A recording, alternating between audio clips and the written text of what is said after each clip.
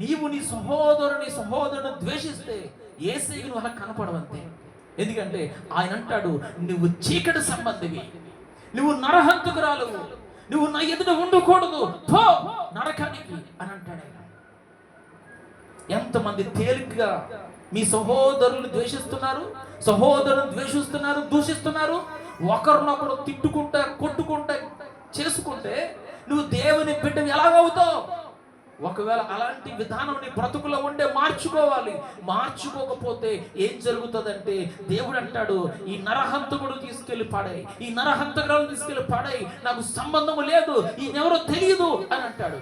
ఎందుకంటే ఆజ్ఞ అతిక్రమం పాపం కనుక, పాపం వల్ల జీతము మరణము కనుక, ఆ మరణము ఆ నరకము కనుక నిన్ను తీసుకెళ్లి దాంట్లో పడేస్తారు.